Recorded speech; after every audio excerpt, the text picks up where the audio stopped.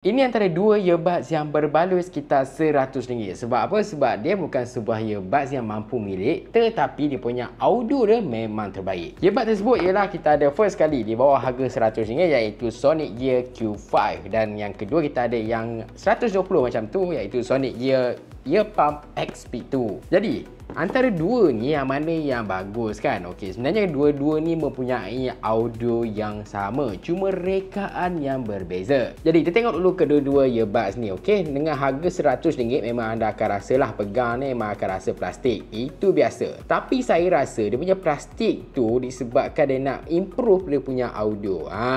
Kat luar nampak macam biasa kan, tapi audio dia memang ngam lah. First kali yang Q5 ni. Q5 ni nampak sangat-sangat simple dengan LED kat bahagian depan kan. Bagi saya memang nampak macam satu earbuds yang agak murah lah. Yelah, harga dia pun bawah RM100 kan. Tapi kalau anda buka kat sini, anda akan nampak earbuds dia. Earbuds ni saya suka iaitu earbuds macam ni. Okey, anda tengok dia punya echo tu sangat pendek dekat sini. Jadi kepada anda yang mungkin naik motor pakai helmet ke kan, tak nak terganggu sangat dengan dia punya echo, ya ini memang better lah. Tapi rekaan ni memang sangat-sangat simple dekat sini. Okey, kemudian dia punya ear tips ni dia agak ketat sikit. Yang mana kalau anda pasang dekat telinga anda ni, memang anda akan rasa macam dia kedap sikit. Kemudian dia akan rasa lebih tegap. Bila lebih tegap kat sini, dia tak mudah terjatuh ke bahagian bawah lah. Macam saya ni, telinga saya ada banyak earwax sikit. Jadi kalau pakai earbuds tu, kebanyakan jenis mudah terjatuh. Tapi yang ini lebih better dekat telinga saya. Okey, kita tengok yang satu lagi. Ini ialah Earpump XP2 pada Sonic Gear juga. Okey, kat bahagian atas ni anda tengok ini ialah casing Lucina. Okey, kalau anda tengok kalau saya buka pun dia memang plastik je lah. Tapi buka dia dah still rasa smooth lagi kat sini. Kemudian dekat sini juga anda tengoklah dia ada indicator. Okey, satu indicator untuk tunjukkan percentage dekat sini. Jadi earbuds dia kat sini echo dia panjang sedikit lah. Dia berbeza dengan yang kita punya tadi. Yang ini dia panjang sikit, tapi dia punya rekaan dia dengan belakang dia ada lampu kan, LED satu indikator. Bagi saya dia nampak lebih kemas, lebih cantik kat sini lah. Casing dia lebih cantik dan earbuds dia lebih cantik kat sini. Jadi perbezaan dia kat sini pula satu lagi ialah kat bahagian bawah ni. Okey, dua-dua pakai USB Type C untuk charge. Tapi untuk XP2 ni kalau tengok kat sini dia ada satu benda.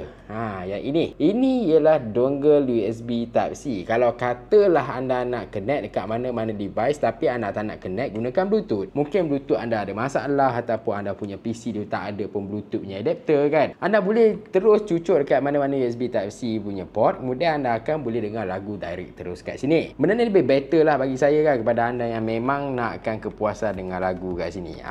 Jadi tak perlulah kalau tak ada Bluetooth pun tak ada masalah. Yang ini ada penyelesaian dia. Dan untuk yang ini juga dia juga selesa lah, tapi untuk pakai helmet tu mungkin kurang sikit sebab echo dia agak panjang sikit. Tapi kalau nak berjoging ke apa kan, dia still lagi tegap dekat telinga anda. Jadi macam mana bab bunyi? Saya dah katakan tadi, bunyi dia kedua-dua ni lebih kurang je kat sini kan. Dia tak ada berbeza yang ketara pun. Sebab driver yang dia guna pun sama kan. Dalaman dia pun lebih kurang sama je dekat sini. Design dia yang lain dan juga harga dia je yang lain. Bunyi dia bagi saya agak balance. Dia punya bass tetap ada kat sini. Clarity dia tetap ada jugalah. Untuk harga bajet macam ni, saya boleh katakan patutnya dia jual sekitar harga 170 macam tu kan. Sebab kualiti audio dia tahap yang itu. Tapi nampak gaya harga dia lebih murah lah. Cuma satu benda je, iaitu anda kena korbankan sedikit dia punya bahan binaan. Tapi bagi saya tak ada masalah sebab dia hanyalah casing sahaja. Anda beli mana-mana adapter casing pun okey juga kan nak tutup. Kemudian juga dia punya earbuds earbuds casing tak ada, iaitu kita ada IPX4. Jadi kalau pernah percikan air ataupun anda pergi jogging tu berpeluh-peluh kan, tak perlu risaulah, earbuds ni tak mudah rosak dengan percikan air saja. Dan dikatakan juga kedua-dua earbuds ni ialah earbuds gaming tau. Jadi dia punya latency tu memang rendah. Kalau anda boleh baca kat bahagian belakang ni lah, dia mengatakan low latency sehingga 50 milisecond. Tapi betul ke tidak? Jom kita test.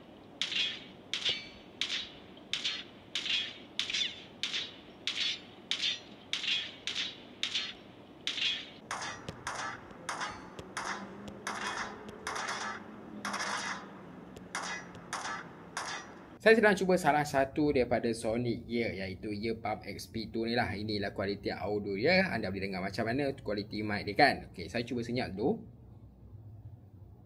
Saya merasakan dengan harga sekitar RM100, kualiti mic dia mungkin boleh diterima lagi lah. Pendapat anda macam mana? Apa kata tinggalkan komen anda dekat bahagian bawah. Last kali tak nak tahu bab bateri dia macam mana. Okey, penggunaan saya boleh katakan antara kedua-duanya dia dapat sekitar 4 ke 5 jam. Mana bagi saya itulah standard untuk earbuds. Boleh lah untuk anda cas sekali lagi dekat casing ni kan. Boleh lah tahan dalam 10-11 jam macam tu. Not bad lah bagi saya kan. Dia hadir juga dengan Bluetooth 5.4 dekat sini, sebab itulah dia lebih jimat bateri. Kalau standard selalu 4 jam dah habis. Jadi mungkin lebih lajak 5 jam macam tu. Jadi secara kesimpulannya, kalau memang anda nak sebuah earbuds yang sedap dari segi audio, anda tak kisah bab body dia plastik ke apa, itu nombor 2 anda letakkan. Budak anak yang tak mengoyakkan poket anda, yang jimat mampu milik sekitar 100. Bawah 100 ada, kalau nak lebih cantik lagi 120 macam tu lah. Mungkin ada promo, anda boleh klik link yang saya sediakan dekat bahagian bawah. Saya nak tahu juga anda rasa berbaloi ataupun tidak untuk lebih keluarkan duit untuk dapatkan yang lebih cantik ni, ataupun rasa yang biasa ni pun dah cukup. Tinggalkan komen dekat bahagian bawah. Dan macam biasa, jangan lupa like, subscribe, juga share. Terima kasih. Jumpa lagi.